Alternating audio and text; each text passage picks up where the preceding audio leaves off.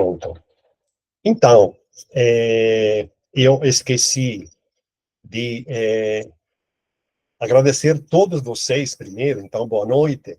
Estamos aqui começando o nosso curso de arte religiosa medieval. É um curso que a gente, como vocês puderam ver nas propaganda que foi lançada no mês de abril. Ele abrange vários pontos, mas que, primeiramente, eu vou agradecer a todos vocês que se inscreveram, que me deram essa confiança na possibilidade de ter um curso que eu acho que vai ser interessante para todos. E temos vários, como eu posso defini-lo, não tipos, nem categoria, como é que eu posso dizer? Tem várias pessoas que vêm de várias áreas acadêmicas. Também, como título de estudo, temos graduandos, graduados, mestres, doutores, pós-doutores, até docentes de graduação e pós-graduação. Eu me sinto um pouco assim, sei que tem pessoas bem qualificadas que estão assistindo à aula. A maioria também são pessoas que vêm da área da história. Isso é também interessante. Eu percebi que o curso ele é muito assim, atiçou muito interesse pelo pessoal da história. Entre esse pessoal também eu quero agradecer a presença dos, como posso defini-lo, dos alunos que está cursando História no UFPB, com os quais troquei ao longo desses últimos anos, conhecimento durante as aulas que a gente participou junto. Muito obrigado por estar aqui presentes. E assim, isso era que eu queria começar. E agora vamos dar continuidade à nossa aula. Como vocês viram, o título da aula é Arte Religiosa da aula, do curso Arte Religiosa Medieval. Arte Religiosa Medieval, ela tem muitas, como eu posso defini-la, possibilidades de ser tratada. A proposta geral do curso, ele é um curso que oferece uma imersão na arte religiosa produzida durante a Idade Média, abordando temas como a sua influência da arte religiosa, as técnicas com que ela era, como eu posso dizer, criada, o simbolismo que ela carrega, os significados religiosos, sociais, entre outros aspectos que veremos ao longo do nosso caminho. As temáticas, como vocês puderam ver na plataforma Edentrace e também nas propagandas que foram lançadas nas mídias sociais, são divididas em outros módulos temáticos, dos quais criei uma linha do tempo também para situá-lo, como podemos dizer, no caminho do desenvolvimento da arte medieval. Nessa nossa primeira aula, vamos enfrentar uma coisa assim, bem ampla, não nada de específico, só para contextualizar um pouco o assunto que a gente está falando. Nomeei essa primeira aula a arte religiosa europeia na Alta Idade Média, ou seja, a gente depois vai ver no detalhe, vai dar uma contextualização de como era, que seria o que é essa Idade Média, a Alta Idade Média, e via discorrendo. Assim, com o seguimento, teremos a arte românica italiana, que, como vocês entenderam, a especificidade do curso, ele é bem focado na minha terra, fundamentalmente, que é o lugar que eu mais conheço, que mais tenho domínio, e que acredito ele tem muitos para ser, como eu posso dizer, explorado ao longo desse caminho. A arte gótica italiana também é outro aspecto interessante. Os bestiários medievais também são temas que na arte medieval tiveram uma relevância bem interessante. Como quinto ponto, vou trabalhar o diabo e o inferno na arte. Isso faz parte da minha pesquisa de desenvolvimento, como eu disse, mas será uma parte também bem interessante para explorar. O Imaginário da Bruxa, suas representações visuais, essa será uma aula que vai retomar o meu mestrado. Aí a gente vai sair, no caso, um pouco da área italiana, mas tem ligação também com esses aspectos. Na sétima aula, essa aqui no específico, eu quis mesmo, nessa hora, sair da área italiana apresentando um pintor famoso, um artista famoso da medieval, que é o Albertus Pictus, que ele teve, é considerado o maior artista pintor de igreja medieval das Suécias, que também ele fez parte do trabalho do meu mestrado. E ao final, eu tomei a licença de fazer uma coisa um pouco assim, um pouco diferente. Uma cidade medieval, Verona, e seus aspectos artístico-religiosos. Eu estou tentando montar uma aula para a minha última, que seja quase, vamos dizer, uma visita virtual na cidade de Verona, que é a cidade que eu morei por quase 50 anos, que ela dá uma possibilidade de explorar tudo aquilo que a gente quase vai ter durante o curso, a começar da antiguidade, porque Verona é uma cidade que se formou nos tempos dos romanos, podemos defini-la como a capital romana do norte da Itália, e os aspectos artísticos religiosos que desenvolveram desde lá, na Baixa Idade Média, até o ano 1000, tem um românico muito interessante em Verona, tem a parte do século XIII, XIV, com a Comuna de Verona, tem várias coisas interessantes que você vão, com certeza, vão gostar. É,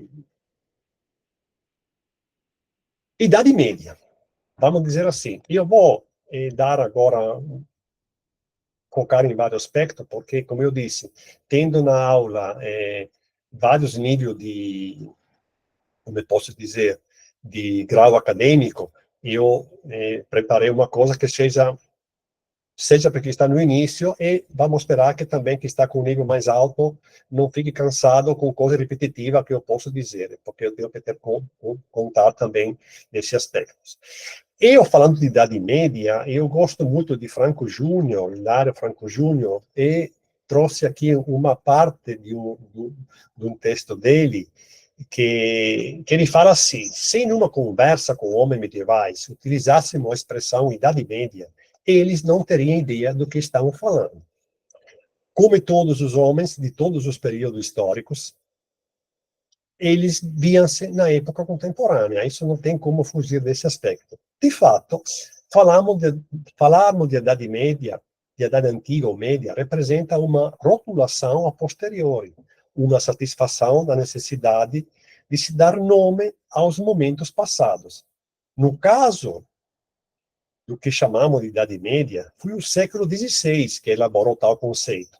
Ou melhor, Hilário fala, tal preconceitos, pois o termo expressava um desprezo disfarçado em relação aos séculos localizados entre a Antiguidade Clássica e o próprio século XVI, pois este se via como o renascimento da civilização greco-latina e, portanto, tudo que estivera entre aqueles picos de criatividade artístico-literária não passara de um hiato, de um intervalo, logo de um tempo intermediário, de uma idade média.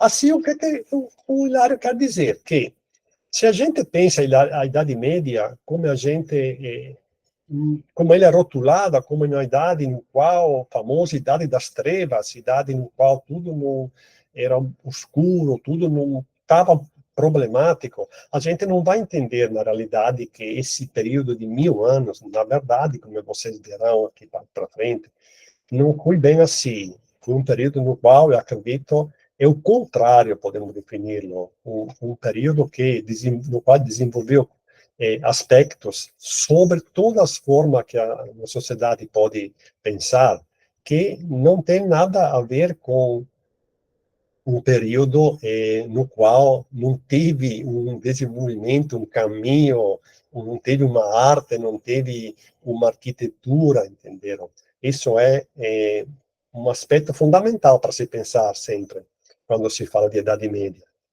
E, por isso,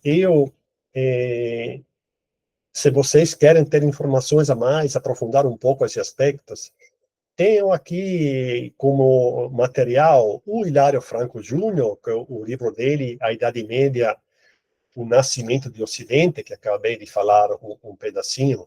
Mas outro texto, por exemplo, muito interessante, é esse aqui no meio, que eu tenho aqui um livrezinho aqui, que eu vou mostrar para vocês, que é esse aqui, que é de Giuseppe Sergi. Sergi é um medievalista muito famoso na Itália. Esse textozinho pequeno, ele fala mesmo sobre o aspecto da Idade Média, como eu posso dizer, ver ele de uma forma um pouco diferente.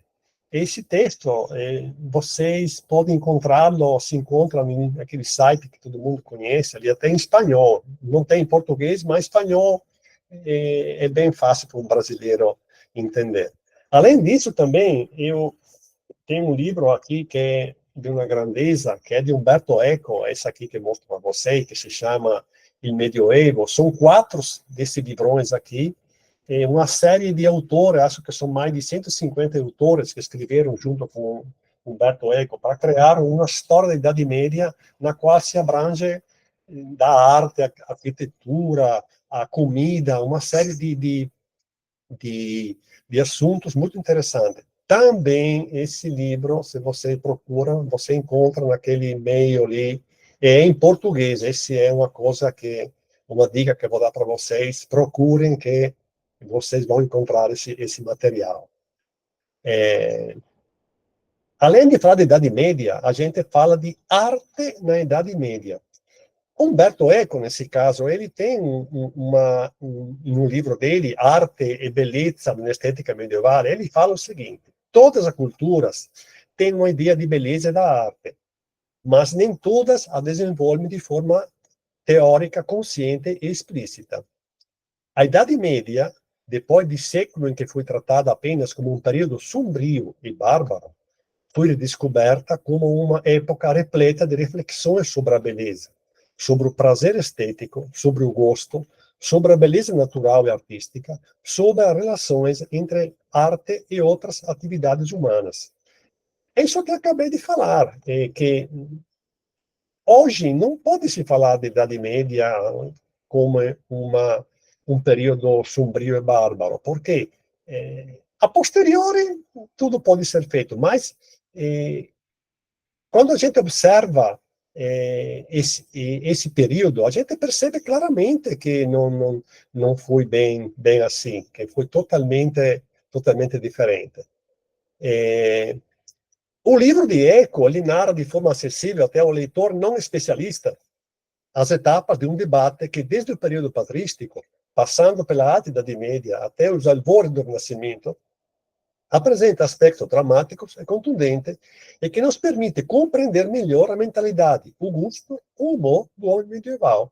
Ou seja, esse livrezinho vale a pena dar uma olhada. Vou mostrar para você como é a capa em italiano, que é Umberto Eco, Arte e Bellezza, mas existe também um livro em português, que praticamente tem o mesmo título, como vocês podem ver aqui no meu lado, que estou mexendo com o mouse, o título do livro em português. Também, conversando sobre arte, tem outro autor famoso italiano, acho que ele é considerado o mais importante especialista em arte, que é o Argan, que ele escreveu a história dell'arte italiana. É um livro muito interessante. Ele já tem anos, tem décadas de vida, nasceu já há 40 anos atrás.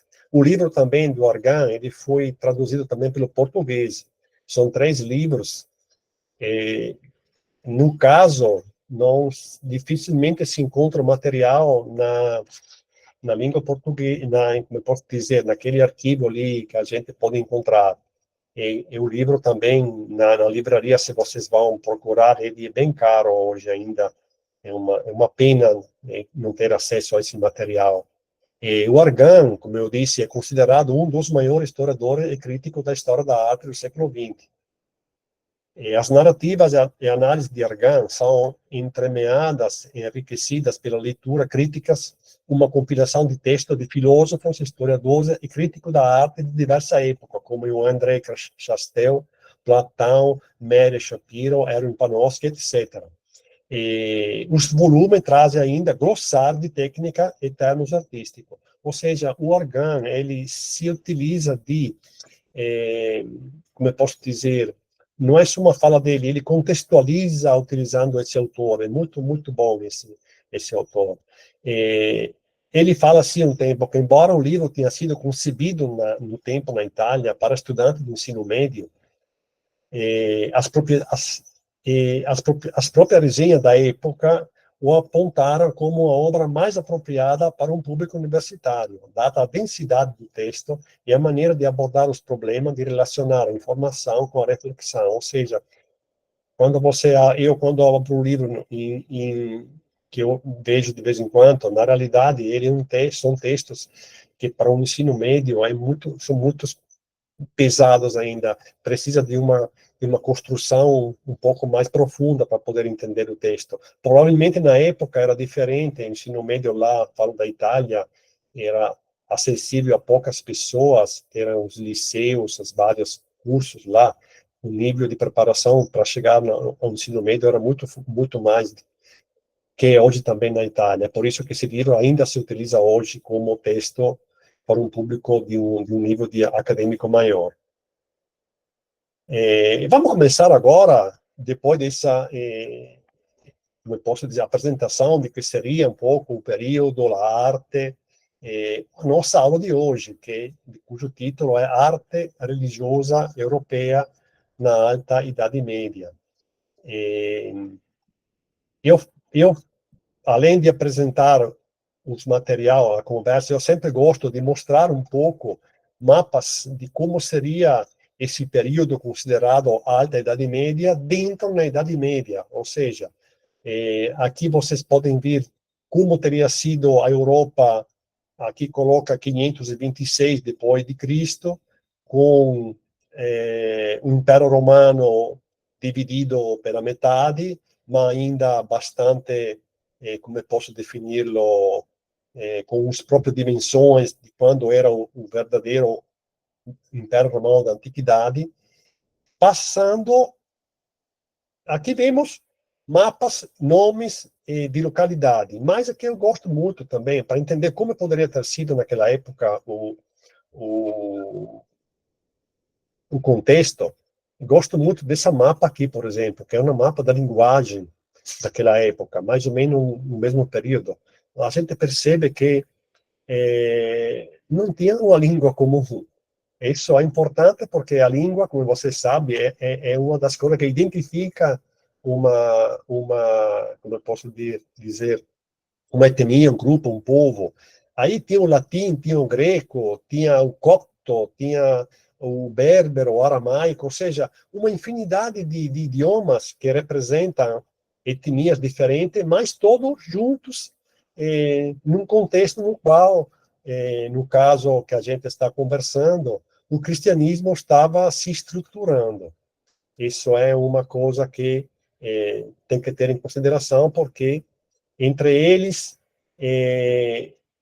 não tinha como comunicar, mas tinha uma religião que estava se formando da mesma forma em qualquer lugar que a gente está vendo aqui, no qual se falava idiomas diferentes.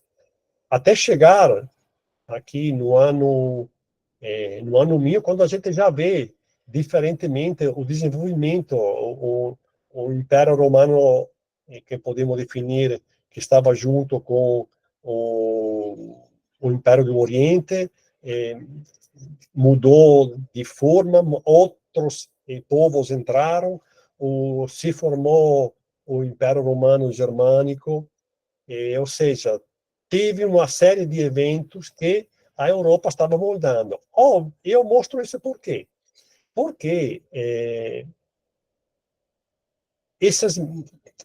como eu posso dizer, mudanças, pessoas que se mudam para um lado do outro, essas invasões, essas ocupações, essas guerras que acontecem, obviamente, ele traz aspectos culturais que implicam também com os aspectos artísticos, religiosos que estão se formando, que estão se desenvolvendo. como se diz, aqui o século V e VI representa para o Ocidente imperial tardio um momento histórico de crise extremamente intricado e fascinante, típico de processo de transição, que as obras de arte conseguem, muitas vezes, captar e expressar com maior imediatismo se as compararmos com outros campos culturais. Isso é uma coisa que acontece até hoje. Às vezes, a arte ela antecipa a coisa que a gente vê depois, na realidade, na sociedade, sendo atuada. Trata-se de um lento processo de crise do mundo clássico e, ao mesmo tempo, das novas experiências religiosas que não aparecia somente nas fronteiras do Império, mas no próprio coração de Roma. Ou seja, ao tempo dos romanos, existiam, sim, formas religiosas diferentes das formas religiosas que estava sendo parte do Império Romano, mas ele era fora, não era dentro.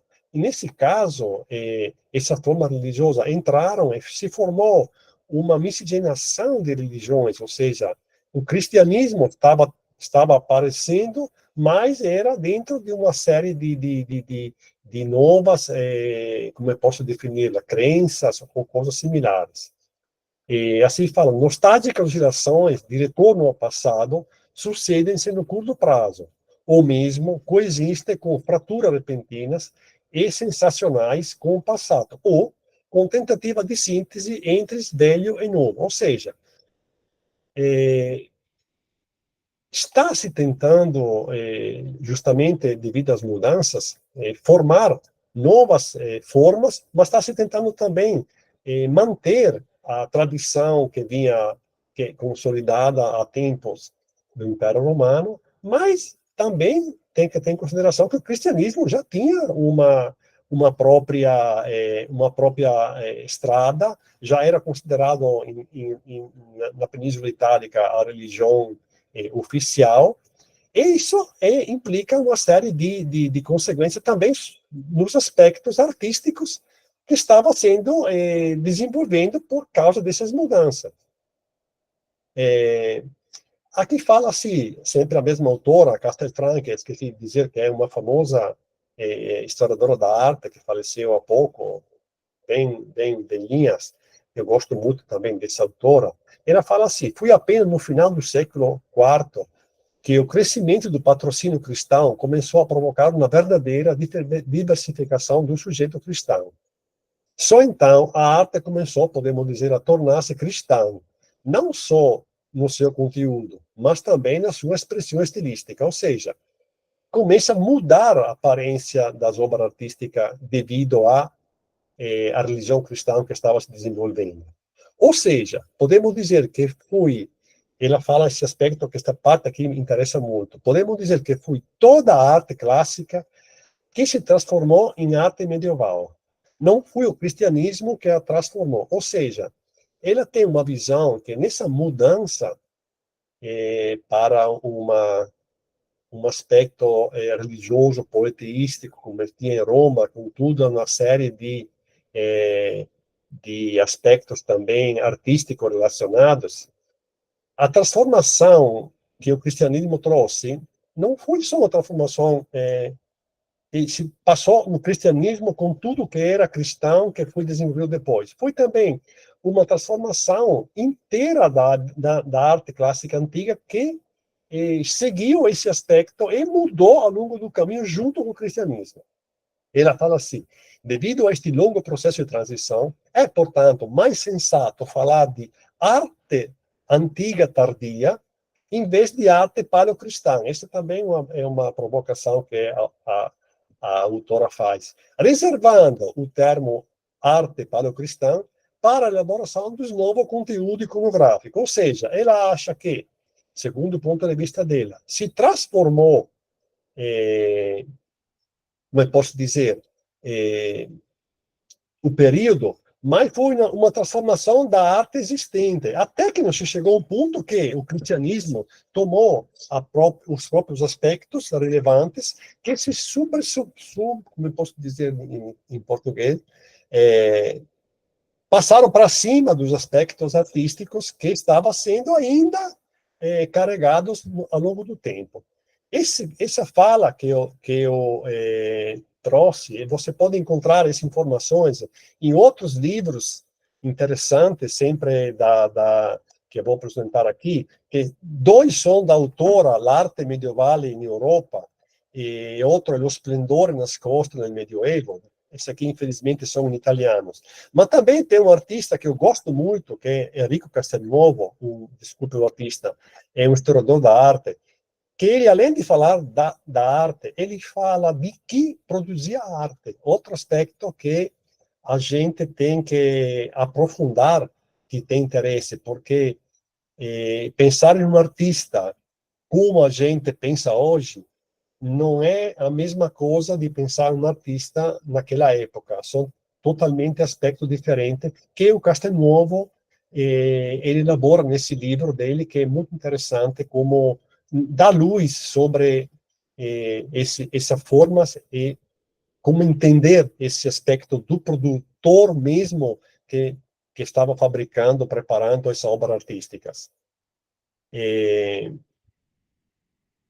Passo mais agora a mostrar um pouco desse aspecto que eu estou falando, porque eu estou falando, mas não mostrei nenhuma imagem até então. Eu dividi a minha fala em dois pontos.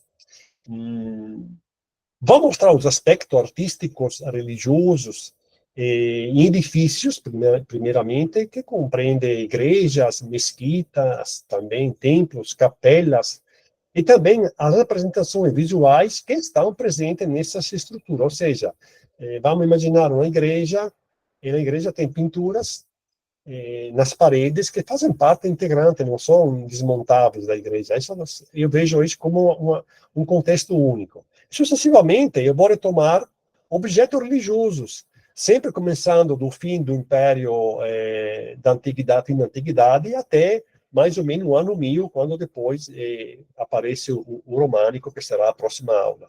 Nesse caso, objetos são artefatos que têm uma função, o caráter sagrado, ou são dedicados por atribuição de fé ou ritos, que podem ser livros litúrgicos, moedas, tem várias coisas que a gente vai ver aqui daqui para frente. Falando de igrejas, aqui eu mostro para vocês essa imagem que não é uma igreja, é um quartinho, um cubículo, vamos dizer assim, um espaço que se encontrava nas catacumbas de Roma, no qual era apresentado já uma arte primordial, na qual tem, como eu posso dizer, aspectos do cristianismo que se começa. Não posso definir isso aqui uma igreja, porque não era nem um logo de culto mesmo, mas vamos entender que já aconteceu, aqui são em torno de 350 depois de Cristo, já aparecem as formas artísticas que se destacam as formas que se encontrava já na antiga Roma. Quais são os lugares que como eu posso dizer, falando de igreja, o cristianismo começou a desenvolver, a utilizar? Aqui é bem claro essa fala, que devido à rápida conversão dos romanos à nova religião, precisava construir um grande número de edifícios para acomodar os seguidores. As basílicas eram espaço flexível, onde ocorria julgamento, treinamento militar, negociação e diversas atividades lideradas pela representação divina do imperador. Ou seja, as basílicas romanas eram a estrutura no qual ocorria todos esses aspectos que eu acabei de falar. Sobretudo, também era reuniões de julgamento, acontecia muito. Assim, os novos lugares de adoração que o cristianismo desenvolveu não se basearam nos templos antigos, porque em Roma existiam templos dedicados aos judeus, mas esses templos tinham uma finalidade diferente, não era templo de reunião para as pessoas pregarem, era situação diferente. Quanto as basílicas, não, a basílica era lugar já com uma possibilidade de congregação que abrangia muitas pessoas. As novas igrejas assim, optaram para usar os amplos salões da reunião das basílicas para acomodar os fiéis durante a liturgia. pois, tratando-se de edifícios oficiais, também esse aspecto, não seriam conotadas como um paganismo, ou seja, também o aspecto que eu vou me utilizar de uma estrutura, vamos dizer assim, pagã, não é bem interessante, quanto se eu me utilizo de uma estrutura que é, vamos dizer assim, poderíamos dizer hoje, secular, não teria essa problemática de se chocar com aspectos do paganismo. Uma estrutura interessante que podemos analisar nesse aspecto é a Igreja de Santa Pudenziana, que ela em Roma é reconhecida como um dos locais de culto mais antigos de Roma. Ela foi construída sobre uma casa do século II, não era bem uma basílica, e provavelmente durante o pontificato de Papa Pio I. Essa casa foi construída. Reutiliza, também dentro, ela reutiliza parte de um banho romano que existia no interior, que ainda está visível no ábside da igreja. Esta igreja ela foi a residência do Papa até que, em 313, Constantino lhe ofereceu o Palácio do Latrão, ou seja, o Papa era a residência dele. Sucessivamente, essa igreja foi transformada em uma igreja com 3 naves. Você dá para ver que a estrutura ela aparece como uma forma assim, parecida com um templo, mas ela não tem grande, como eu posso defini-la, não é um templo romano. O interior é interessante dessa igreja. Por quê?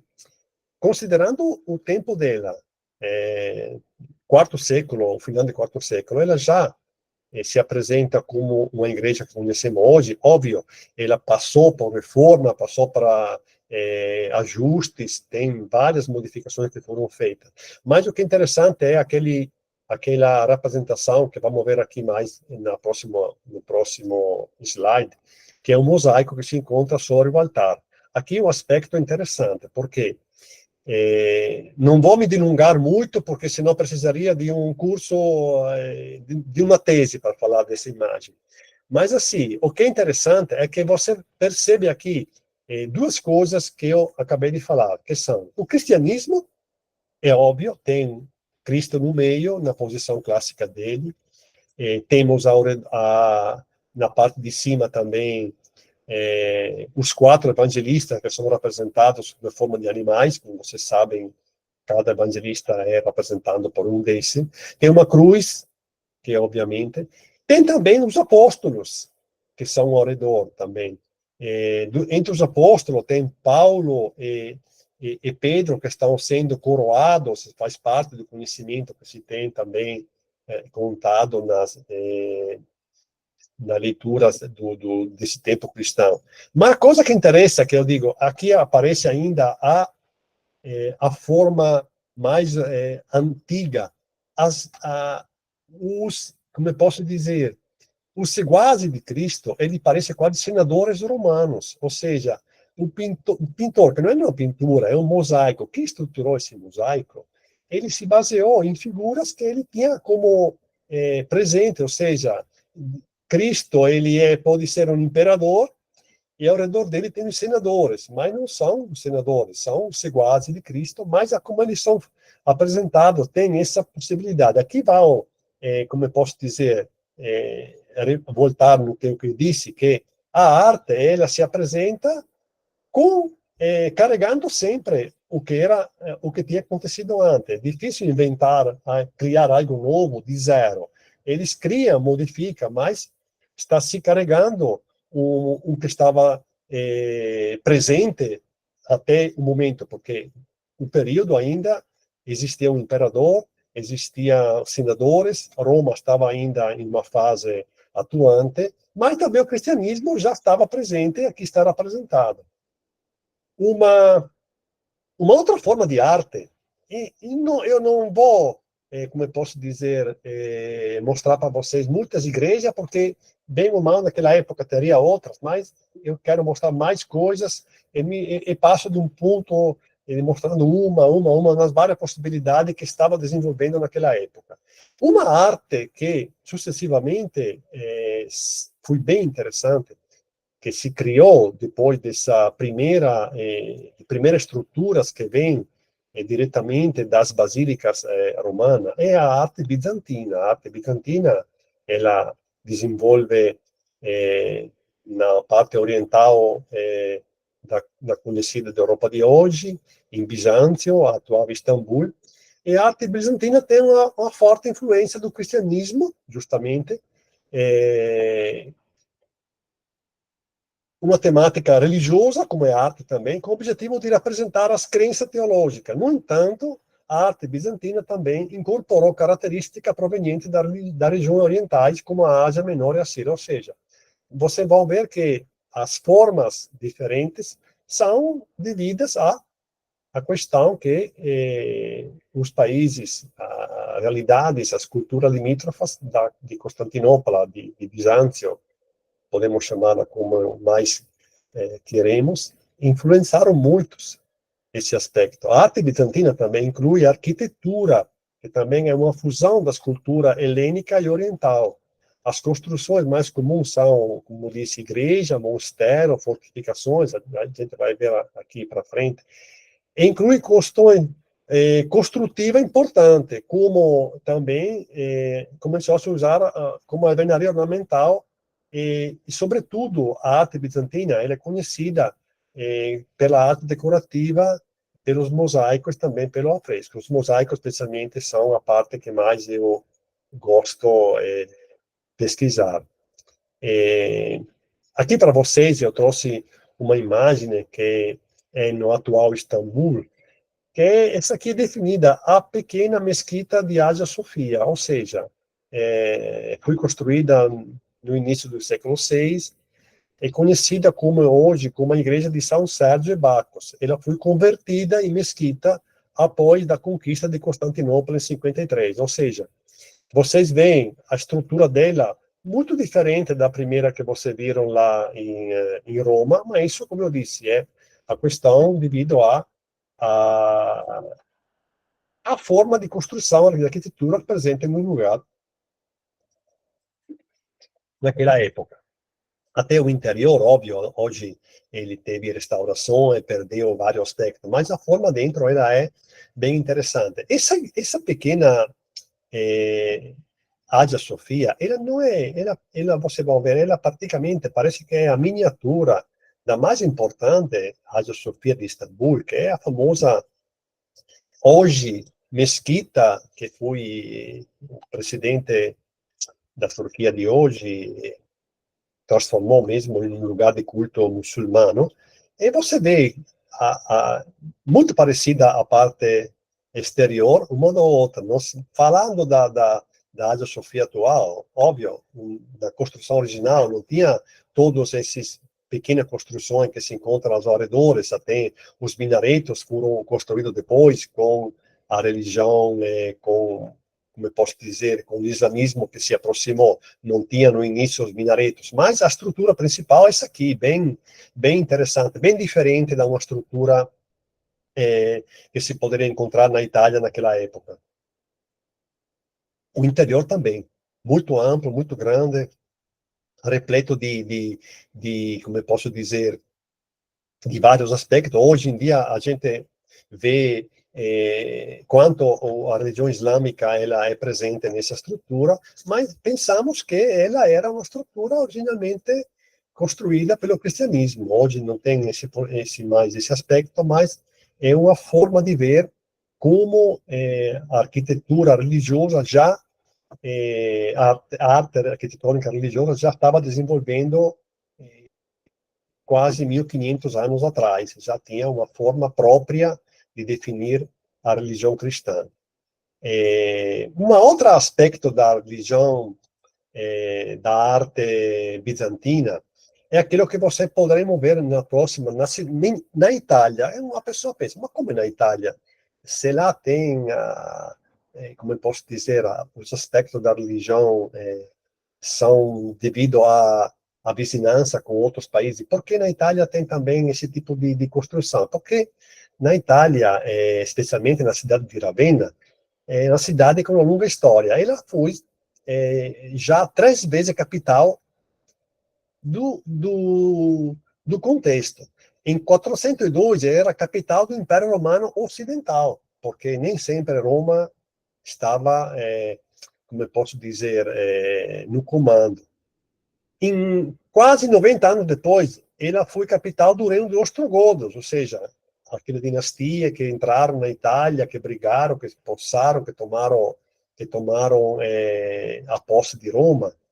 E também, em 584, mais 100 anos, se tornou capital de novo do Exarcado, ou seja, o Exarcado era território do Império Romano de Oriente, em outros lugares que não era um lugar dominante. Era um território que os bizantinos reconquistaram do invasor depois de 100 anos. Ou seja, ela tem três fases nos quais a arte bizantina desenvolveu. Como se diz aqui, podemos dividir a arte de Ravenna em três períodos: o imperial, romano, ostrogótico e justiniano, que é o último. Os monumentos da época romana são, depois vamos ver, a Basílica de San Giovanni Evangelista, que é uma basílica tranquila, o mausoleo di Galla Plasta e o batistério ortodoxo, que é como posso dizer, o que mais interessa a gente como do ponto de vista bizantino.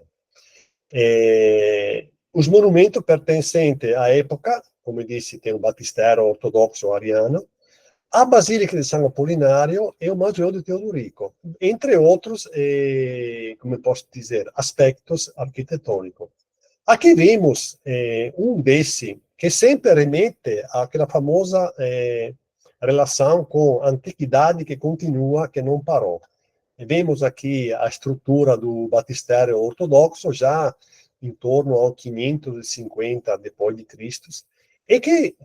O que mais me deixa assim, curioso é que você vê dentro a figura de Cristo, já no século, já com a igreja que se impulsou, tomou o poder, praticamente, o Império Romano já não tinha mais aquela força, não tinha mais aquele aspecto originário que tinha, mas o Cristo ele é representado quase com a vestimenta de um guerreiro romano, ou seja, ele é o Cristo militante que mata a serpente, que tem que mostrar para a força dele, mas ele, no caso, ele é representado ainda como um romano, ou seja, mostrar Cristo como um guerreiro romano é mostrar força, poder, porque os romanos eram conhecidos como lutadores, como um exército poderoso, e nesse aspecto é interessante essa ligação que se tem entre essas duas coisas. Continuando sempre em Ravenna, para dizer como ela foi uma cidade bem interessante, vemos aqui a Basílica de Santo Apolinário, que ela, se a gente olha as cores dessa basílica, elas são muito parecidas com os aspectos das basílicas de Bizâncio. Também as representações, eles são mosaicos feitos com pedrinhas, vidro colorados. A forma artística, ela é aquela bizantina, não tem como fugir desse aspecto.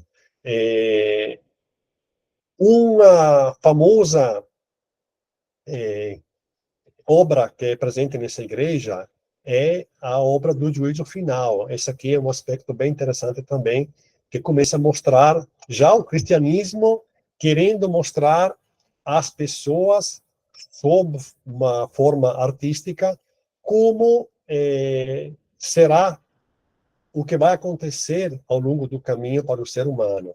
O juízo final aqui tem vários aspectos, que aqui também precisaria de um tempo muito maior, mas só para mostrar como é que se entende o juízo final. Se entende de uma forma que já tem elementos que nos remetem depois a um futuro, a coisa que a gente vai ver mais para frente. Temos aqui um Cristo, temos dois anjos, como podemos pensar ao redor, e de um lado temos as ovelhas, que estão ao lado direito, que é o lado, podemos dizer, o lado bom, que nas representações futuramente que foram executadas no tempo depois, se verá muito mais esse aspecto, que o lado direito são bons, o lado esquerdo são as pessoas ruins, o que não presta.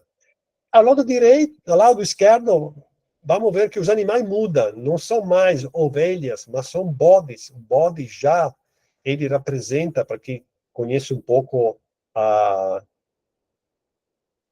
a cultura, os aspectos da mitologia grega, tem vários figuras.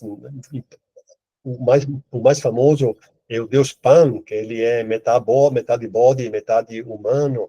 A representação do bode já mostra um aspecto de algo que não é positivo, de algo que remete a algo que pode ser, no caso, algo pagão, ou algo que tem algo a mais ainda como significado. Para não falar desse sujeito, que eu vou dar um spoiler agora, que analisaremos mais para frente, quando se fala do inferno, que ele é considerado a primeira representação de Satanás que aparece na religião cristã como sob forma de representação visual. Como é você me diz, mas como é que pode uma pessoa bem bonitinha, tudo na cor azulzinho ali, como a cor azul um tempo não tinha o significado que tem hoje.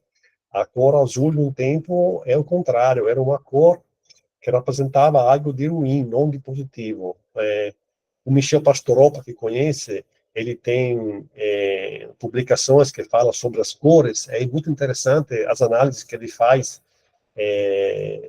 de representações, de pinturas, porque a gente está com a ideia hoje de um significado simbólico de uma cor, quando um tempo era diferente. Isso é uma coisa primária da ter quando você analisa uma imagem. Não pensar, pensar como eu posso dizer, no hoje. Não, tem que se decontextualizar com o hoje, senão a gente é anacrônica. Não podemos pensar em figuras de um tempo com o mesmo pensamento que temos hoje.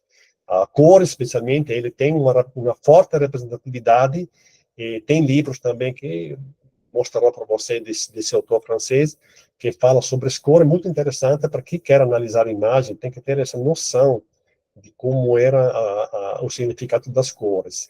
Também, observar os pés dele também, diferente do outro, mas vamos lá, não vou mais me delongar nesse aspecto. Mas para mostrar que já o cristianismo aqui ele está já bem presente, e que conhece um pouco a religião cristã, já começa a entender que são coisas sobre representação visual e artística que já nos remetem a um contexto religioso já bastante claro.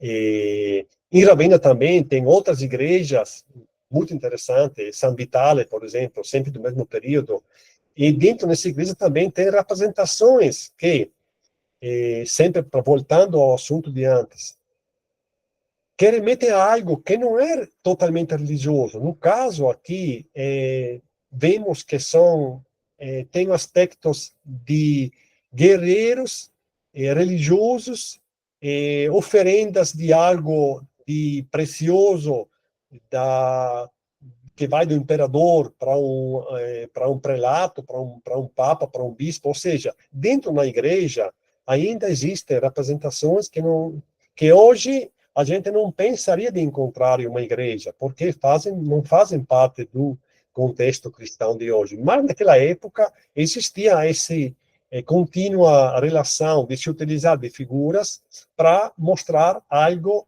para ser entendido, partindo do pressuposto que entrava nessas igrejas era analfabeto, não sabia ler, e a imagem para ele representava algo de muito mais, como eu posso dizer, entendível, não sei se é uma palavra que pode ser usada em português, para entender o significado de algo que, como a professora Quirico fala, era relatado, ou seja, você conhece interpretar uma imagem como essa aqui, se você já ouviu falar desse aspecto, se alguém contou algo nesse assunto, na hora que você vê a imagem, na hora que você vê, você lembra algo que você já sabe, que foi passado de forma oral, não era importante você saber ler, mas as narrativas que era passada entre gerações, ela ficava na cabeça das pessoas. Na hora que a pessoa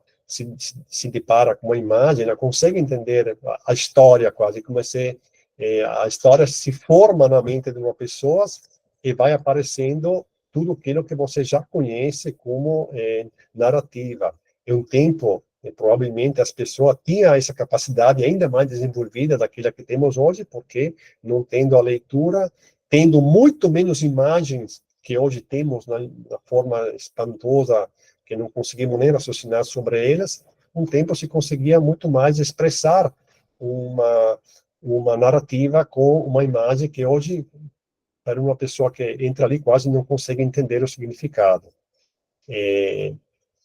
Sempre continuando para mostrar quanto os aspectos artísticos religiosos das estruturas não foram só na Itália ou em Bizâncio, mas também em outros lugares da Europa conhecida hoje.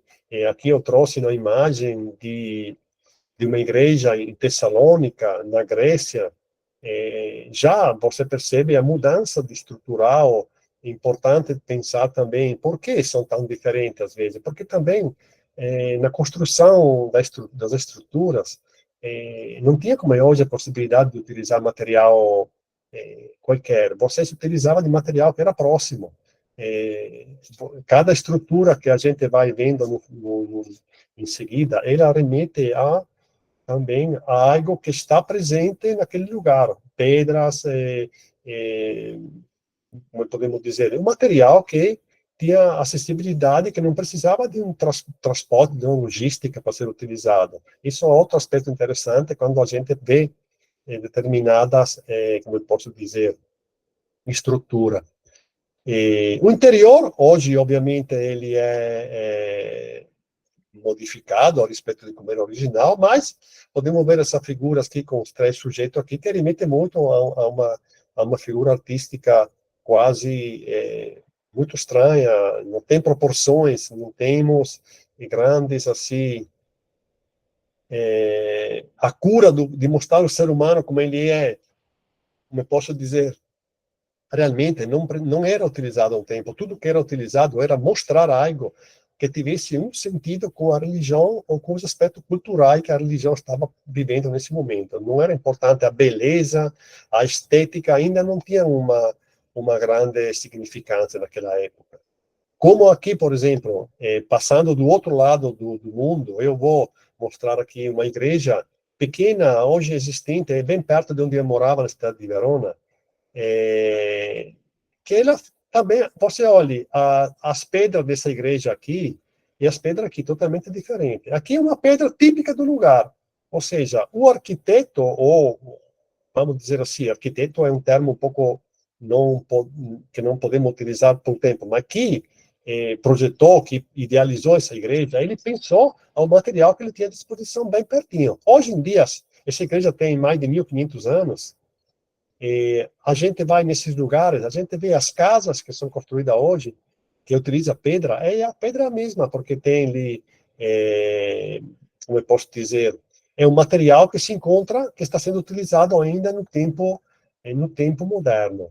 É interessante nessa igreja, uma parte relacionada sempre a algo de arte, é como eu posso dizer, aqui que se chama de cibório, que é um elemento arquitetônico, esse que estou mostrando agora, que domina o altar-mor da igreja. Ele é um lugar, praticamente, no qual se alberga, praticamente, o recipiente que contém as hóstias consagradas. Hoje, as hóstias consagradas, normalmente nas igrejas, se coloca sempre por trás do altar, em uma casinha que parece uma igreja, ou seja, é como se fosse um lugar que representa um lugar de proteção pelo que é mais importante, que seria a representação do corpo de Cristo, que são praticamente as hóstias consagradas. Isso aqui é interessante porque esse, vamos chamar assim, monumento é um dos poucos que se preservou na forma original do templo. E no caso, ele é em cima do altar, não é nem por trás do altar. Esse é um aspecto também muito interessante. A igreja aqui, no caso, não tem pinturas, porque ao longo do tempo ela foi afetada por vários eventos e teve que ser não digo reformada, porque ela é quase na estrutura original. A torre campanária não, mas o restante é bem parecido com o que deveria ter sido no início. Passo em outro lugar, falando sempre de igreja, aqui estamos na Espanha. Aqui você vê também a mesma forma. Muda um pouco o aspecto arquitetônico, mas também o que muda muito é o material de construção, ou seja, o que construía, que fazia que essa, vamos definir, obra de arte religiosas, ele se adaptava ao material. Também o interior, assim, tem aspecto também um interior diferentes, mas tudo para dizer, no caso, que, como eu posso definir, a pedra, ela era predominante nesse aspecto na construção da Espanha, isso aqui é do século VI, que foi executada ainda antes da invasão muçulmana.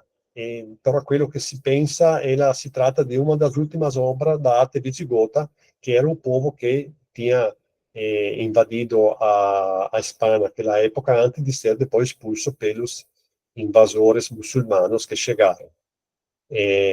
Não somente Europa continental, mas também ilhas, que hoje conhecemos como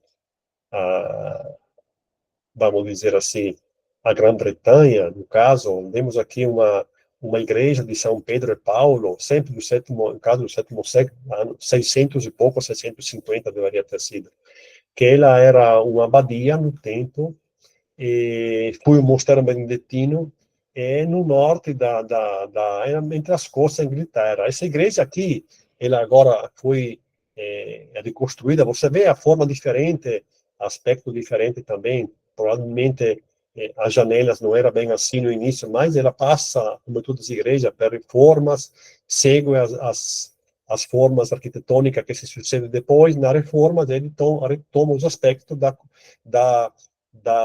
como eu posso dizer, da moda de construção naquela época que vai ter uma reforma. Essa igreja, se não estou errado, ela foi uma das primeiras que foi saqueada, até meio destruída, pelas invasões vikings que ocorreram ao final do século, antes do ano 1000, que passou por uma quase destruição total, depois foi construída mais em seguida. Mas para dizer que a cristianismo ele avançou onde tinha já lugares que os romanos do Império foram, ele se tornou também lugares no qual o cristianismo avançou e construiu uma forma, sempre dizendo que era mais cônsona para o lugar construir determinado tipo de estruturas.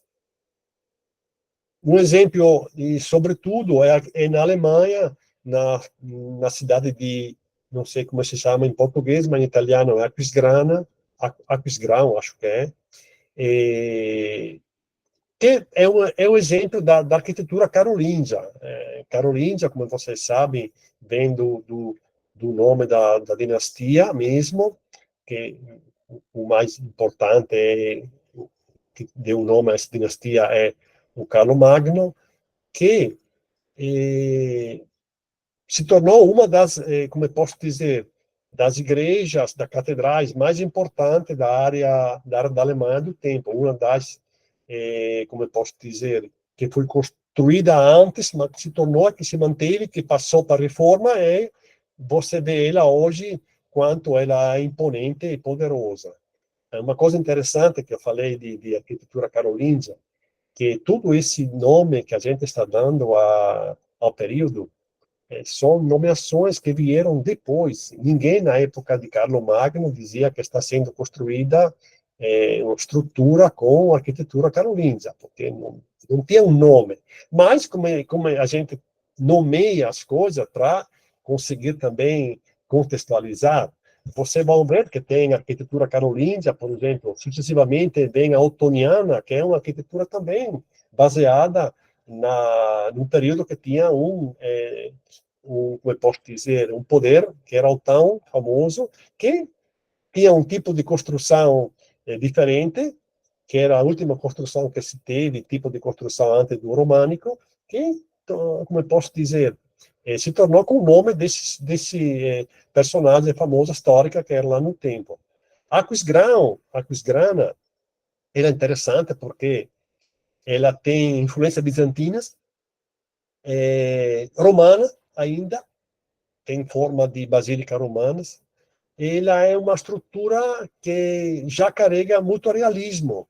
E tem como eu posso dizer, é um aspecto também monumental, ou seja, tudo que você percebe que não é algo assim minimalista, é algo para mostrar algo de estrutura, monumento mesmo. Ela foi criada como uma coisa para mostrar, naquela época, a importância desse rei, desse personagem famoso que era o Carlo Magno, que se tornou e que ainda é considerada uma das obras mais interessantes.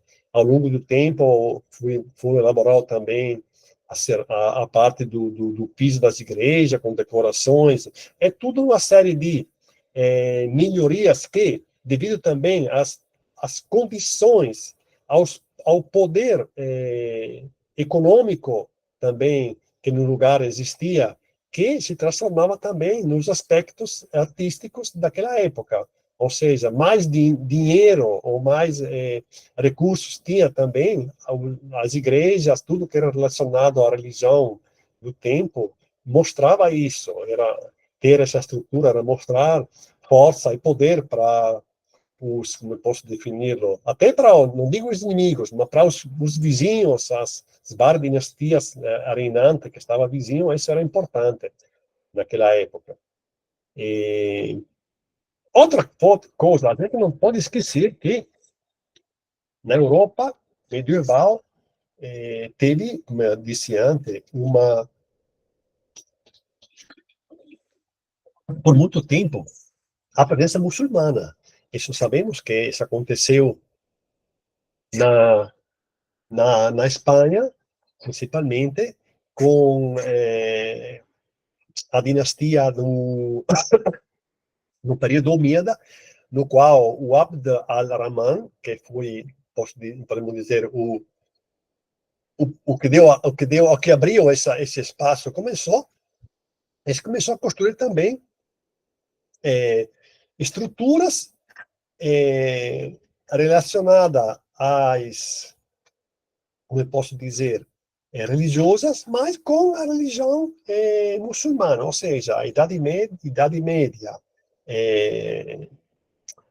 Média, ela não é só cristã na Europa, ela já tem aquele aspecto muçulmano que pouco se fala, mas era presente, porque a Espanha inteira quase ela é repleta desse aspecto. Ainda hoje, se que vai fazer uma viagem para a Espanha, se entende rápido que tem uma presença de culturas que vêm de um lugar que a gente não está acostumado a ver no Ocidente. Mas isso é um aspecto que não podemos como eu posso dizer, deixar do lado, falando de arte medieval. Aqui fala que a arquitetura reflete vários acontecimentos históricos, desde que ano que a primitiva catedral visigota de São Vincenzo foi transformada em uma mesquita que igualaria ao esplendor de Damasco. Ou seja, essa mesquita aqui que se encontra em Córdoba, ela foi construída, pensada para se tornar como era a mesquita de Damasco, que era considerada uma das mesquitas mais importantes do período na área oriental mediterrânea. Só vendo o interior dela, como é, ela carrega aspectos também parecidos com aspecto da Igreja Bizantina, óbvio, como eu disse no início, a vizinhança de Bizâncio com as culturas sucessivas influenciou, o Bizâncio influenciou também as culturas muçulmanas que surgiu e, consequentemente, também o muçulmano depois estruturaram na Espanha aspectos bizantinos com a própria viés também desenvolvido ao longo do tempo de religião que estava se desenvolvendo, a religião que devemos pensar diferentemente da como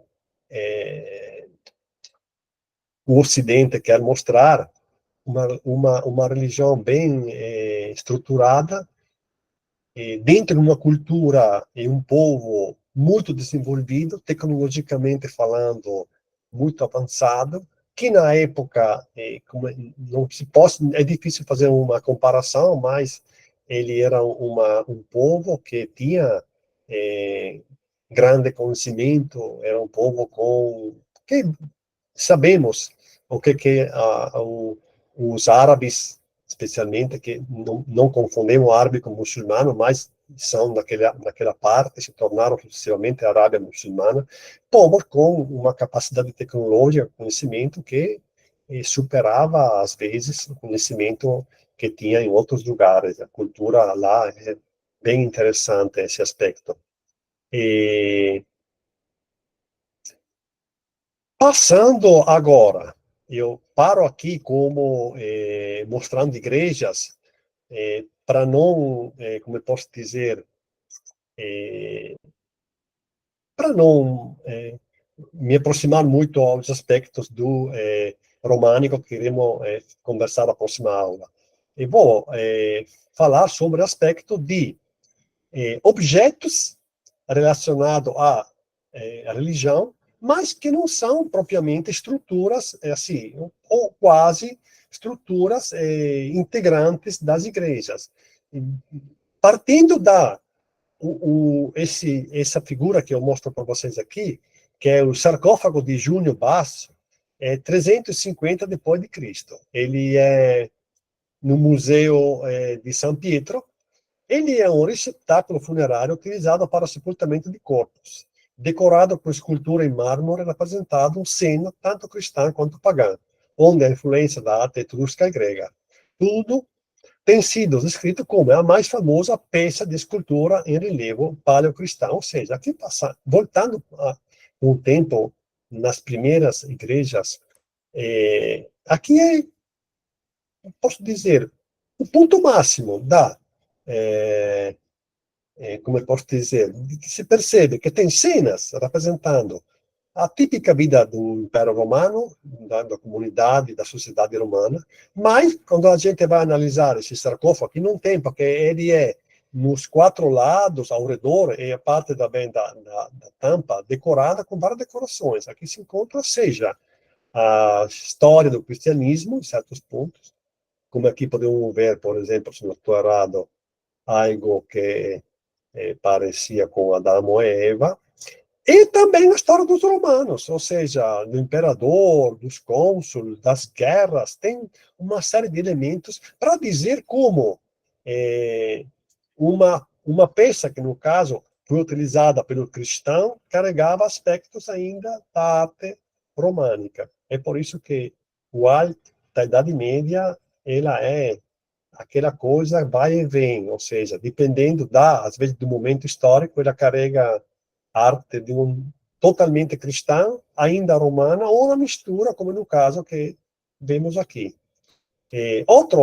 Outra peça interessantíssima, para ver como, voltando ao início, como pode se dizer que uma época não tinha nada de artístico. Vocês já viram as igrejas, como eles são feitas, definir que era uma época de escuridão, sem fantasia, sem coisa, é um pensamento que não tem cabimento.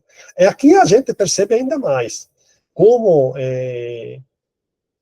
no, sempre no século IV, 360, 370, mais ou menos, um objeto tão interessante, feito de metal, 20 centímetros por 20 por 5 centímetros de lado, interessantíssimo esse aspecto. É um recipiente que teria sido utilizado por transportar as relíquias dos apóstolos de Roma a Milão, para a consagração da Basílica Apostólica, a primitiva basílica cristã dos Santos Apóstolos Nazaro Maggiore, que é em Milão.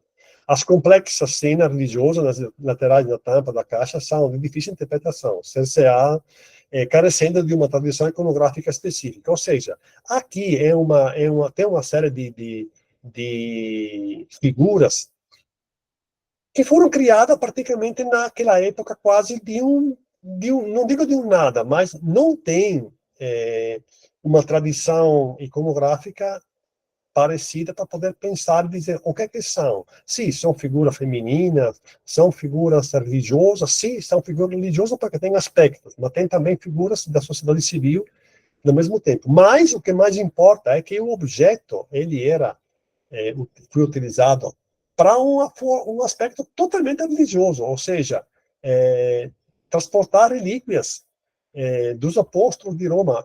Não tem uma coisa mais importante. Mas, como posso dizer, o que estava rotulando essa coisa é uma coisa que não tinha nada a ver, fundamentalmente, não se pode dizer que as figuras que estão aqui são figuras religiosas. Mas, provavelmente, naquela época não tinha importância. A importância era saber que era esse tipo de objeto e que fabricou não se importou, não sabia. Provavelmente esse objeto não poderia ter sido feito 1000 anos depois, porque ninguém teria aceito carregar a relíquia de santos ou de alguma coisa dentro de um objeto que não tem uma representatividade relacionada à religião bem específica. Isso é uma coisa que a gente tem sempre que considerar nessa passagem entre um período e outro. Falando sobre isso, eu mostro aqui outros dois objetos. Por exemplo, do lado direito temos um painel que é parte de um díptico em marfim. Esse aqui é o que estou passando agora.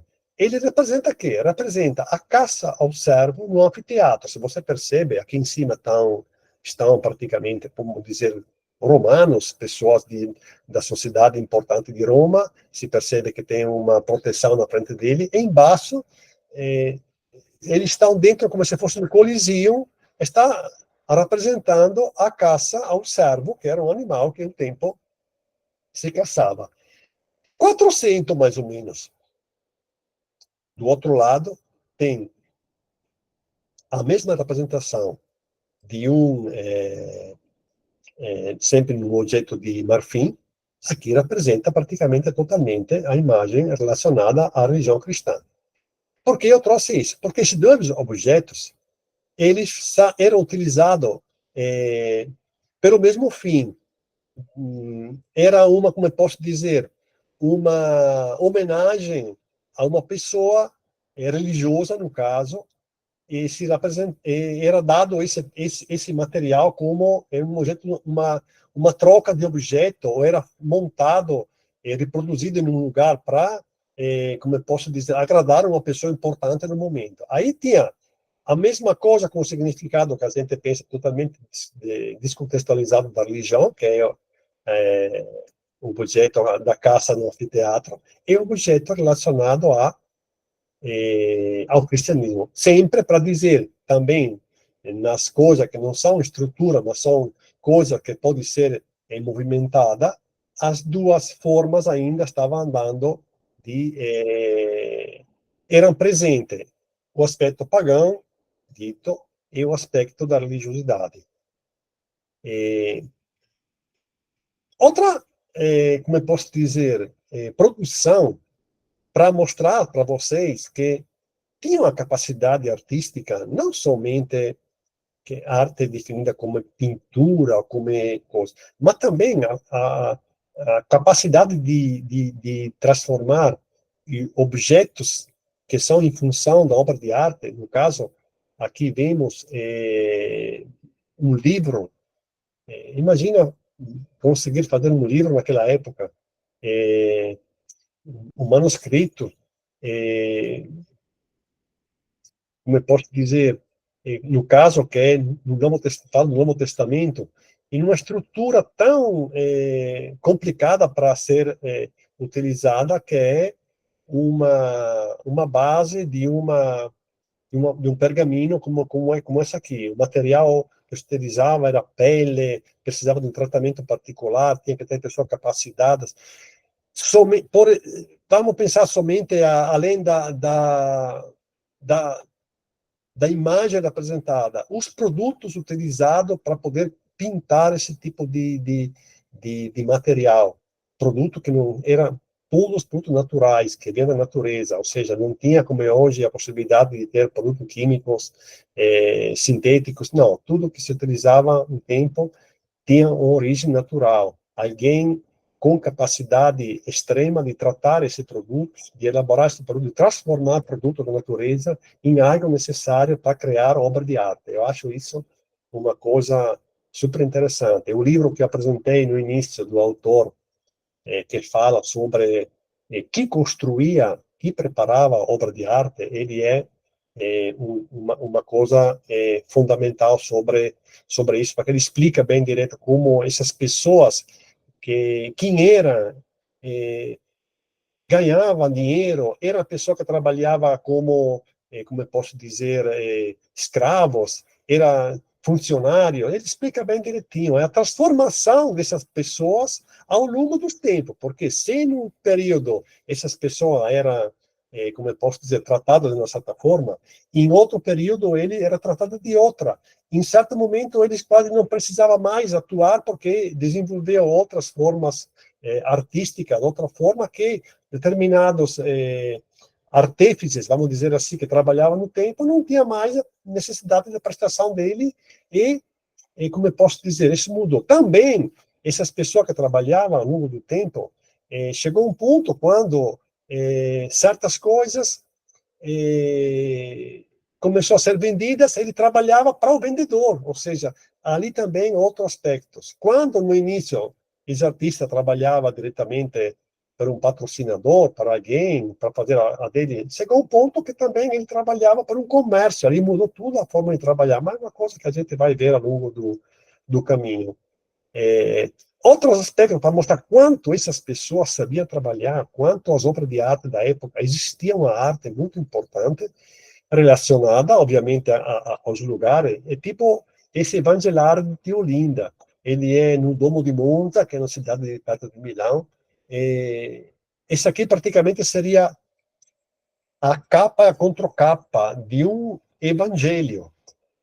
Ou seja, o interior dele tinha as refigurações desse as escritas que falavam da religião cristã. Mas quem que interessa mais para mim é a estrutura metálica e as pedras preciosas que foram colocadas para conseguir preparar esse material. Pense que ele é 30 centímetros por 26 cada placa, ou seja, é uma peça bem grande. Acho que é maior desse texto aqui. Imagina quanto é grande e que pedra preciosa tem nesse objeto. Eu gosto porque, como eu disse, quando eu trabalhei, quando o meu trabalho, a gente trabalhava também com pedras preciosas e muita forma de trabalhar que a gente utilizava, no caso, no laboratório que eu tinha na Itália, a gente utilizava ainda, em certo momento, tecnologia de trabalho como usavam ainda os romanos, porque tinha forma de tem pedras que você não pode tratar de forma diferente, senão com produto, com cola, com coisa para poder estruturar em determinada estrutura de suporte. Isso é interessante como pesquisando hoje, que um tempo quando eu trabalhava não tinha essa visão que tem hoje, mas pensar a como um tempo trabalhava e como o aspecto do Orives ele ficou muito ainda relacionado com técnica de um tempo, com a arte, porque o material é o mesmo, as pedras são a mesma, e tudo no trabalho de um Orives hoje, ele é um trabalho ainda hoje artesanal mesmo. Existe uma produção, como posso dizer, industrial, mas quando você se depara com joias que têm que ser reformadas, joia de 50, 100 anos atrás, que as pessoas querem fazer uma coisa nova, utilizar uma pedra preciosa para um novo objeto, você tem que saber conhecer esse aspecto. Eu gosto agora, vejo, eu digo, por que eu não pude, um tempo, ter esse conhecimento que teria me ajudado também muito na produção mesmo, para poder fazer alguma coisa com um viés ainda mais, que eu também trabalhava, às vezes, com coisa representando budgetística na antiguidade, simbologia antiga, é uma coisa muito interessante. Mas vamos continuando no nosso caminho. Outro objeto interessante, aqui passamos sempre por uma forma de uma coisa que poderia ser transportada. Isso aqui é um altar do século VIII, totalmente feito em pedra. Ele é em uma cidade do norte da Itália, no nordeste mesmo, quase com, para quem conhece um pouco a área de lá, faz divisa com a atual Eslovênia, Áustria agora. E a gente vê aqui uma forma de trabalhar com uma pedra única esculpida. Essa pedra é típica do lugar lá. É uma pedra que lá a gente encontra ainda hoje artesão que trabalha essa pedra, obviamente utilizando a representação diferente, mas ela, desculpe, é utilizada porque é uma pedra que se presta e provavelmente também porque a cultura do lugar hoje lá ainda carrega certas coisas. É interessante também aqui, vou mostrar mais para frente, aqui da vizinho, como é, a linguagem figurativa dessa come posso dizer, representação desse altar, que ele é totalmente repleto de imagem, seja de imagem religiosa, e também ainda carrega a imagem da vida comum do povo, da como era o aspecto cultural do lugar. Ele fala assim, que a linguagem figurativa mostra claramente a contaminação entre a expressão bárbara e a antiga tradição tardia da itálica, definida como plebeia, é a tradição bizantina. Ou seja, aqui tem uma série de formas de representar que são bem interessantes. Carrega aspectos culturais e artísticos de várias culturas que se passaram pelo lugar. Como eu posso dizer, a crítica de que eu trouxe, que é um pouco parafraseei, fala assim, os personagens esquecem sua consistência corporal e até mesmo sua natureza orgânica, ou seja, são feitos de uma forma muito estranha. Tem deformações, as mãos são enormes, se a gente olha a dimensão da mão, respeito do corpo.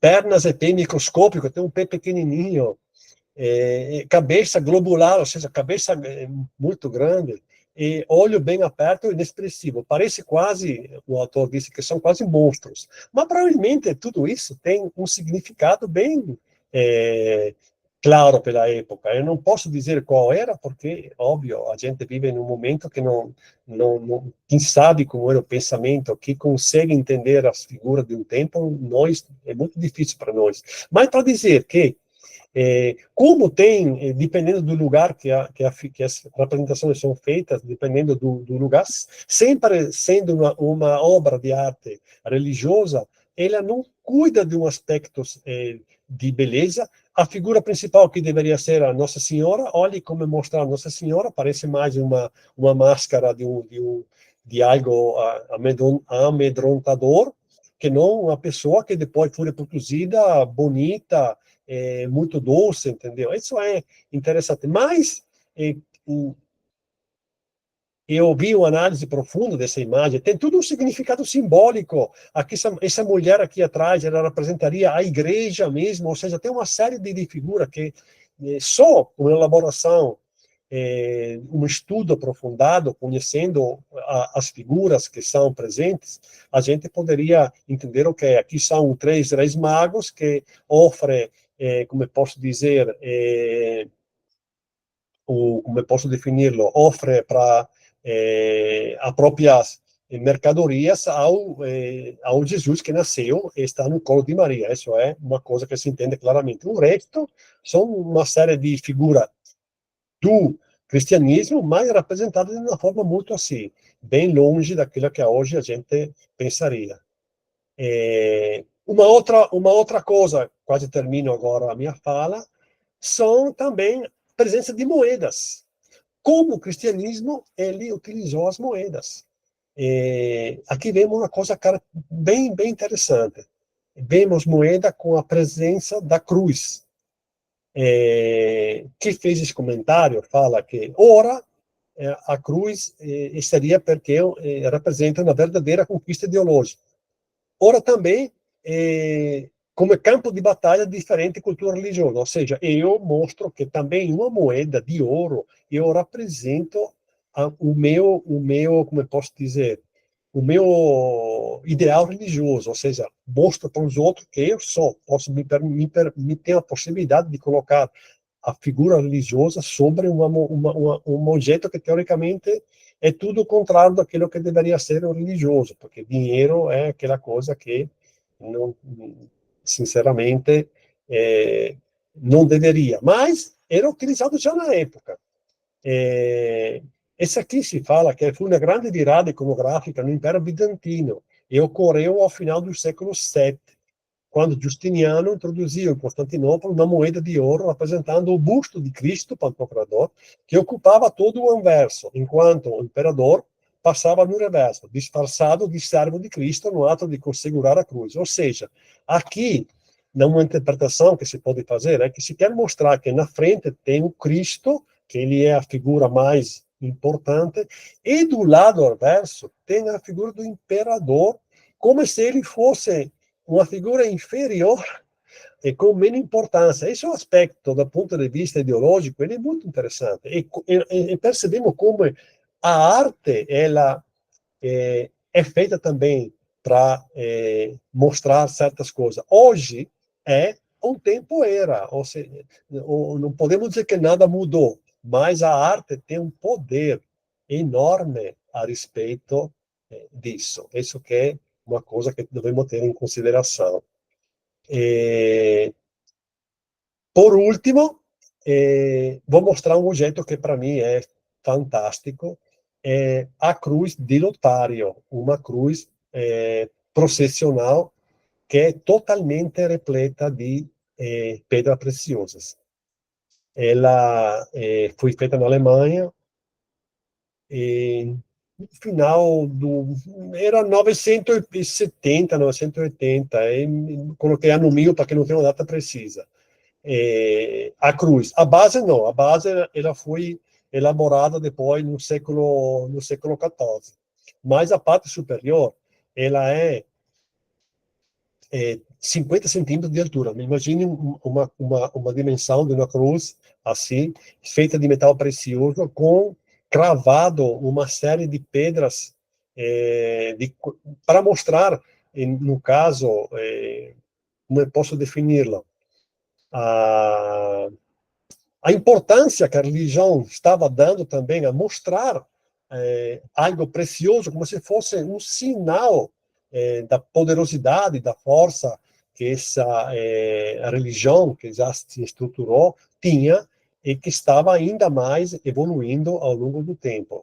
Eu esqueci. Quando eu mostrei aquele evangelário com 2 páginas, é interessante porque ele não era uma coisa utilizada no dia a dia. Eh, Retomo, me veio na mente, quando falei agora da cruz, da importância que é mostrar obras de arte de muito valor tinha, porque esse evangelário, normalmente, ele era utilizado como objeto para doar, ou ter mesmo, encomendar para ter, para mostrar aos, como eu posso dizer, aos pares que estavam naquela época, como eu sou uma pessoa importante porque eu tenho o evangelho, sim, mas o que importava não era o conteúdo, mas a estrutura, a forma na qual ele era construído ali, a parte artística, ela entra totalmente, era importante para mostrar como eu posso dizer, a grande capacidade, a grande força que a arte carregava, que carregou ao longo do tempo.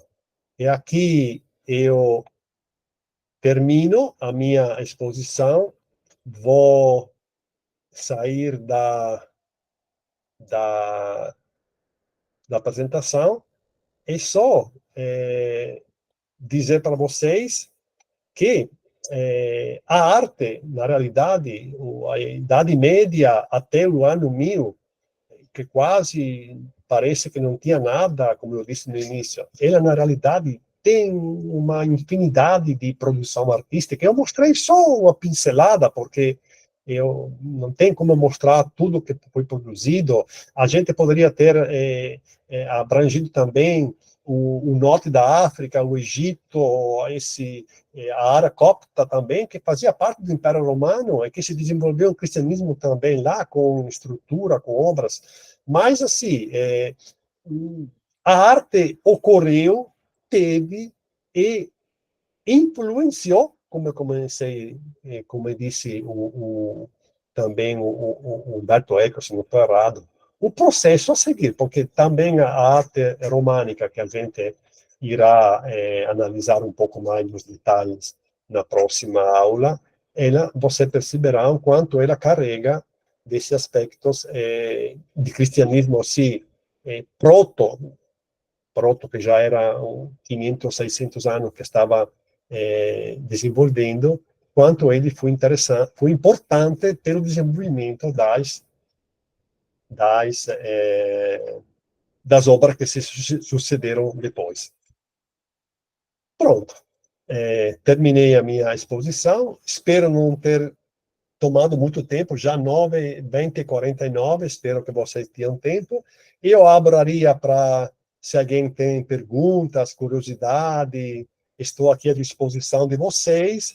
Eu não sei se eu preciso lançar também uma lista de presença. Eu preparei a lista também, que daqui a pouco eu vou lançar para vocês, que teoricamente o site ele vai me dar a presença, mas é melhor também lançar uma lista que você é um formulário de Google que é,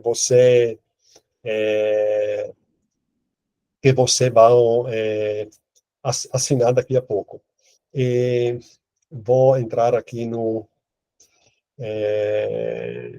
Juan Carlos. Qual é o nome do autor que escreve sobre a representação de cores na arte da antiguidade? É o Michel Pastoureau. Eu vou depois, como eu posso dizer, mandar para vocês. Perfeito, lá o Luciano já entendeu quem é.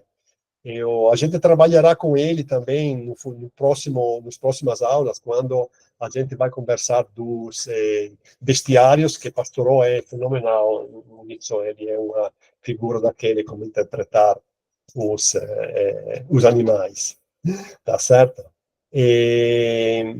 Sara levantou a mão. Sara, pode falar. Boa noite, professor. Tudo bem com o senhor? Tudo bem, Sara, com É, vocês? eu queria que você me especificasse aquela parte lá da Basílica. Então, a Basílica nem sempre foi um lugar de pregação na era medieval. Ela antes era uma área de treinamento, era isso? A basílica, ele era a estrutura que já existia aos tempos dos romanos, ou seja, ele eram utilizadas para lugar de comércio, era utilizado por reuniões, era utilizada por, como eu posso dizer, como se fosse a aula de fórum criminais. Ele tinha vários serviços, mas ele é um lugar, sobretudo, que ele tinha a possibilidade de abranger, de receber várias pessoas, entendeu? E sendo um lugar assim, ele se era um lugar que foi, como eu estou a dizer, até interessante para poder utilizar como área de culto, área de pregações, entendeu? Ele foi o primeiro lugar. Também na construção sucessiva das basílicas, eles se inspiraram muito na estrutura dos romanos, como eles eram feitos, com aquela nave longa, assim, eles são estruturas bem parecidas. Não sei se respondi suficiente à sua pergunta. Respondeu sim, obrigada. Certo. Eu vejo aqui depois no chat aqui que apareceu Jefferson, sobre a Ravenna, ela está na parte ocidental, mas com elemento de arte bizantina. Sim, Ravenna, como eu disse, ela tendo sido capital do Império Romano do Ocidente também, ela era praticamente a representação mais ocidental do Império Romano de Oriente. Lá, podemos dizer que ela representava a capital ocidental do Império do Oriente. Ela passou muito tempo com essa, como eu posso definir-la, função. Óbvio, as igrejas que estavam sendo construídas, eles foram totalmente influenciadas dos aspectos das igrejas da parte oriental do Império Romano. Ainda hoje, essa igreja existe, são lugares que muitos visitados, muito turísticos, bem conservados. Tem também, como eu posso dizer, eles são perto do mar, tem lugar também no mar Adriático, no caso, que tem resquício ainda da época. É uma área bem interessante. E não tem só aquelas duas igrejas aí, tem vários monumentos também que eu não apresentei, porque não era o foco da aula, era para apresentar um pouco no geral esse aspecto artístico que se desenvolveram ao longo do tempo, para poder depois mais aprofundar na próxima aula especificidade bem mais assim detalhadas. E depois, antes de Natal, eu vejo que tem uma pergunta. Boa noite. Muitas das igrejas citadas têm elementos de outros estilos diferentes do seu de origem por questão de invasões e saques. Pode-se considerar que são igrejas ecléticas ou se considera estilo predominante. Mas, olhe, Aline, é assim, eu não definir nomes ou estilos é aquela coisa que a gente conversou até então. E são nomes que foram dados sucessivamente. Não são nomes que eram dados na época, óbvio. As influências de outra cultura, ele modifica sim. Não tem como. Até porque as invasões ditas barbáricas, eles carregavam a cultura de outras, como eu posso dizer, realidades, até religiosas. Os germânicos, quando desceram, eles carregavam um aspecto religioso dele, politeísticos, que com certeza influenciaram. Mas, sendo que a religião que se estruturou mais de tudo era a religião cristã, pode ter várias possibilidades. A gente, quando vai analisar o cristianismo, a gente entende quanto ele é envolvido com a questão política de poder, porque o cristianismo também tem uma estrutura que fundamenta ele do ponto de vista hierárquico, que se a gente analisa, ele é muito parecido com o que se desenvolveu depois, na Idade Média, como sistema de poder civil, porque era um sistema de comando que era bem interessante para quem estava montando um Estado. Eu que pesquiso um pouco a área nórdica, a gente percebe como os países da área escandinava, eles se utilizaram muito dos aspectos estruturais da estrutura de poder da igreja para montar também a estrutura civil dele naquela área. Isso é uma coisa que a gente tem que considerar. Ou seja, os estilos assim, você disse que é um estilo eclético, podemos dizer assim, né? Um eclético, tudo bem. Mas são igrejas assim, porque, como eu disse, na Itália mesmo, quando você muda de lugar, vai para o norte, para o sul, a gente veremos aproximado no românico, quanto essa diferença você percebe, mesmo sendo em um lugar, mesmo sendo no cristianismo, menos definido como o mesmo estilo, ele vai ter influências inúmeras de culturas presentes ou que se instauraram ali ao longo do caminho.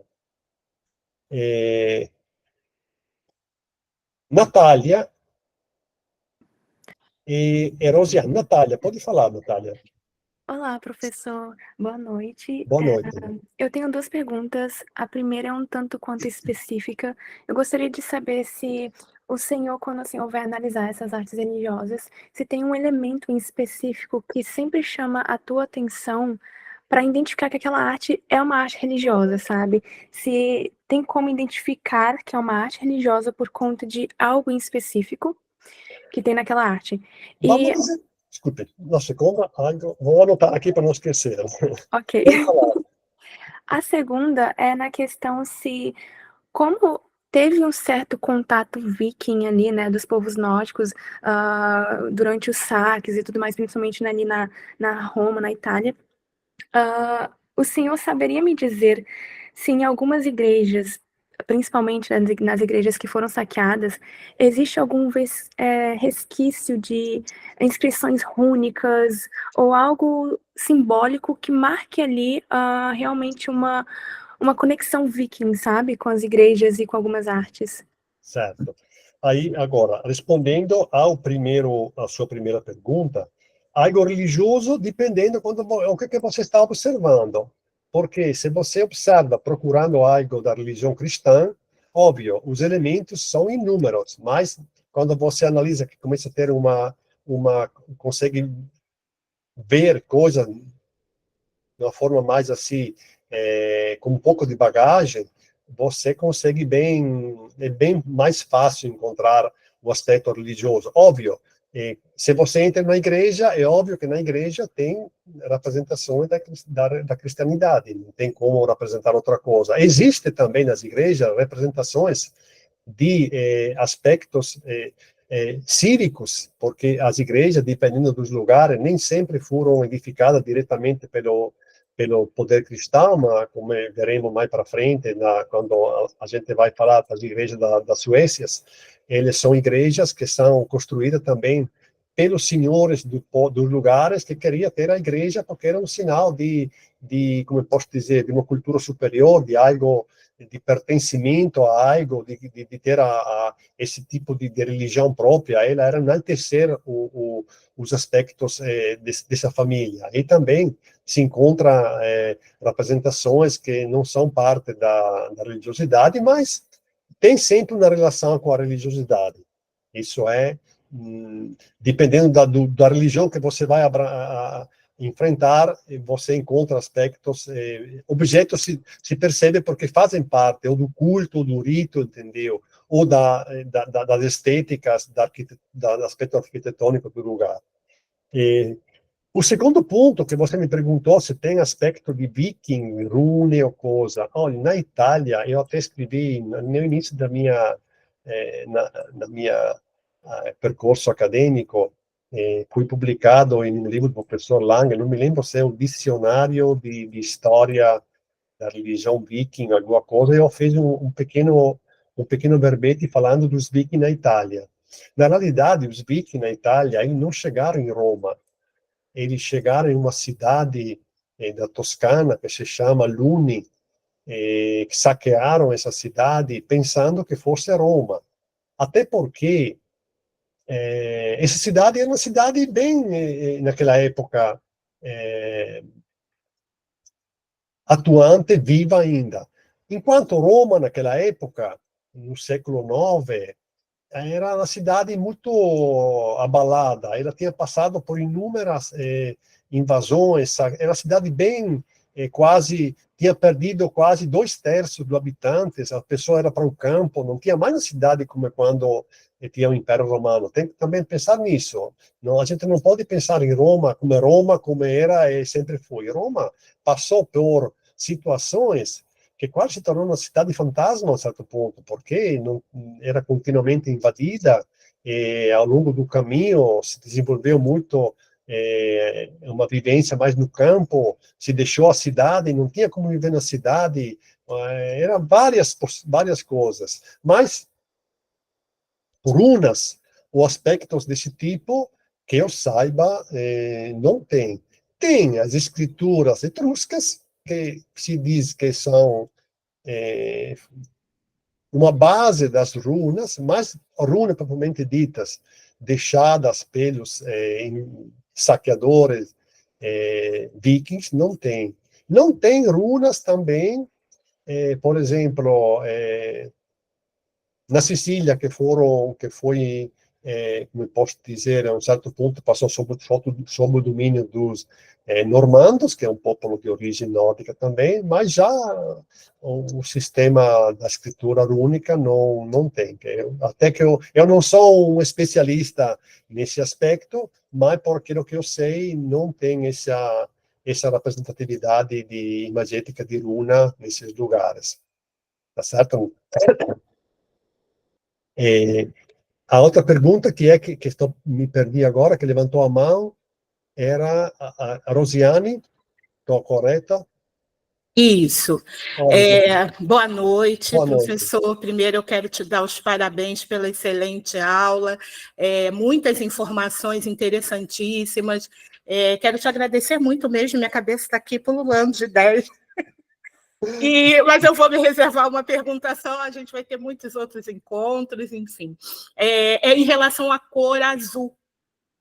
E não especificamente sobre a cor, enfim, você explicou, né? A Pastoreou também traz em um dos seus livros essa questão do contexto das cores, o uso das cores em determinados períodos históricos, mas me chamou muita atenção na sua apresentação que você trouxe duas representações iconográficas com o azul do mesmo século, né? De duas regiões diferentes. Então, uma foi lá a representação que você disse que é considerada a primeira representação do diabo, né, do uso do azul, e depois uma que é lá em Ravenna, e depois uma outra representação já em outra região, já uma representação grega, que está em Cosenza, né, está lá no museu, representando uma mulher de azul, né? Uma mulher representando uma passagem bíblica, inclusive, né? Na sua descrição está lá.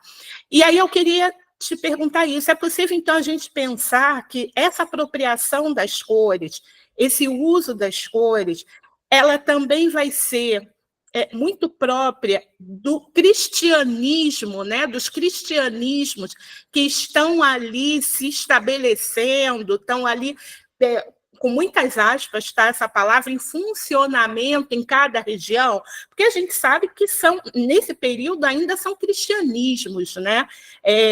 A gente não pode falar ainda de um cristianismo, uma igreja romana, católica, apostólica, né? Está ali em construção. A gente pode pensar, então, que esse uso também vem muito em conta das regiões onde está sendo usado para ter essas representações, porque uma representação é especificamente de um elemento que tem um olhar negativo, né, sobre a perspectiva religiosa, e outro que tem uma perspectiva positiva ali, né? Pelo menos naquela imagem, era uma mulher que estava ali, embora a gente saiba que a mulher também não tinha ali uma posição lá muito positiva, mas ali naquela passagem parecia ter uma interação positiva. Então, se você já pensou nisso, se é algo que a gente é possível a gente pensar nisso, então, dessas apropriações a partir dessas igrejas, desses cristianismos que estão ali circulando?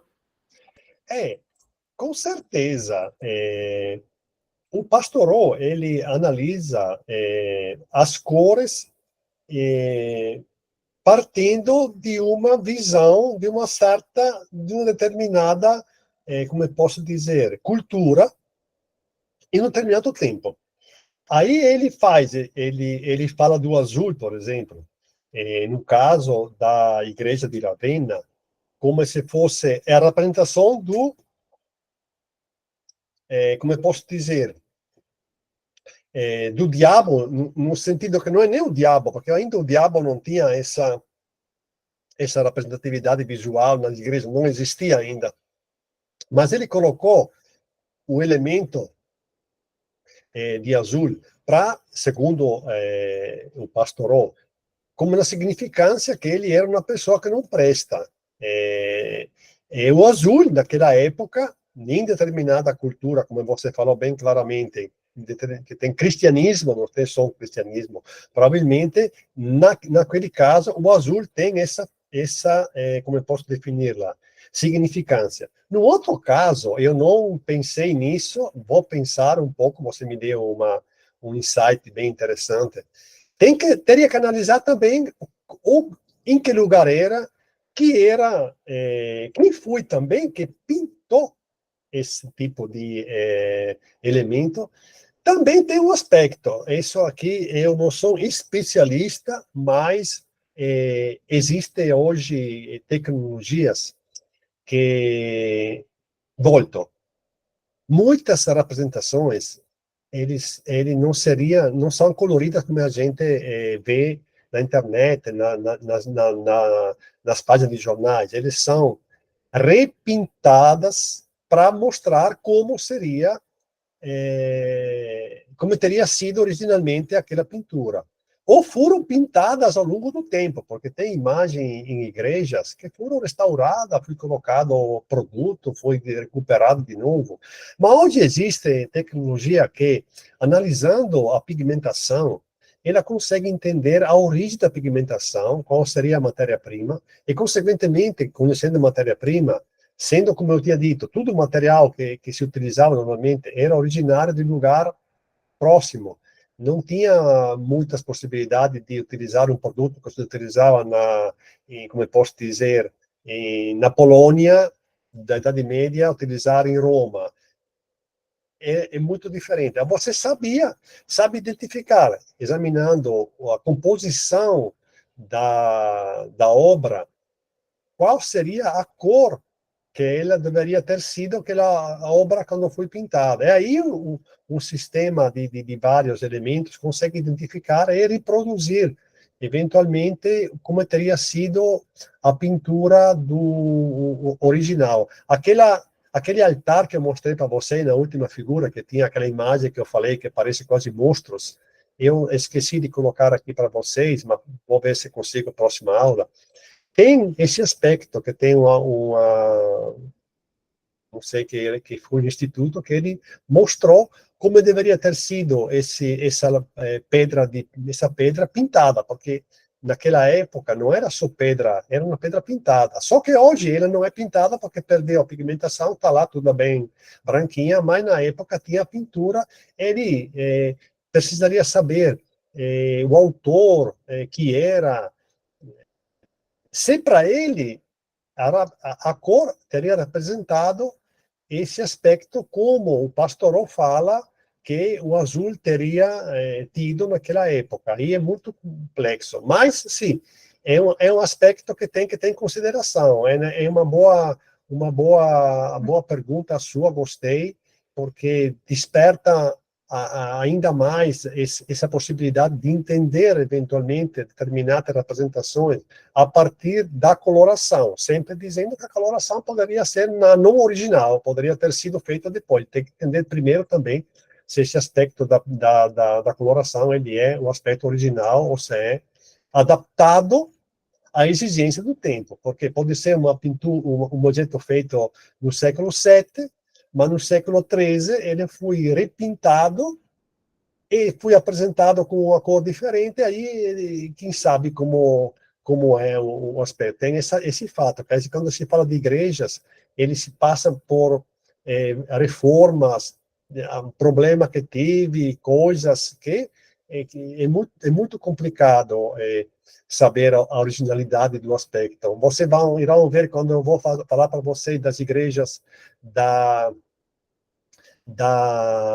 Suécia, que lá tem um aspecto interessante, mas não vou me dilungar muito para não que vou deixar vocês pensando sobre esse aspecto da originalidade das pinturas das igrejas.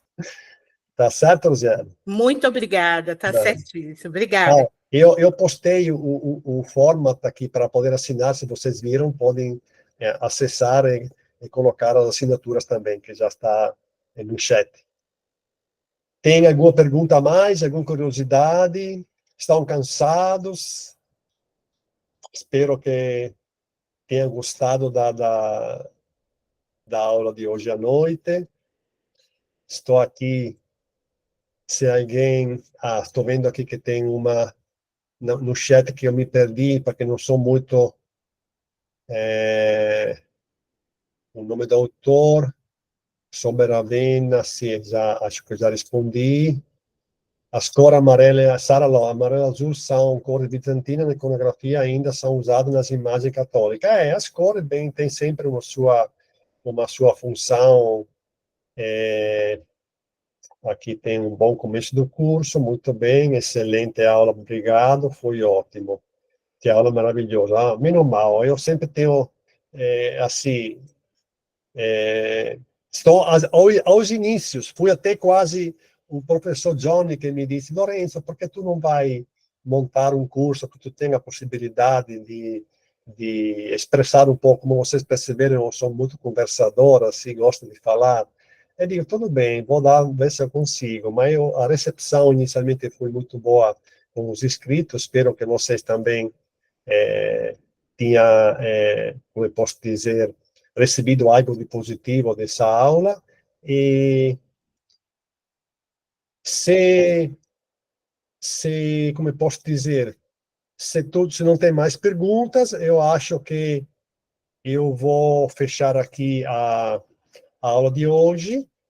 E se vocês têm alguma pergunta, alguma curiosidade, vocês viram que tem um e-mail lá, podem mandar um e-mail para mim, que quando eu tenho tempo, eu atendo, se você quer saber alguma coisa a mais sobre bibliografia, alguma informação a mais sobre isso, não se preocupe, eu dou para vocês, como eu posso dizer, todas as informações que eu tenho.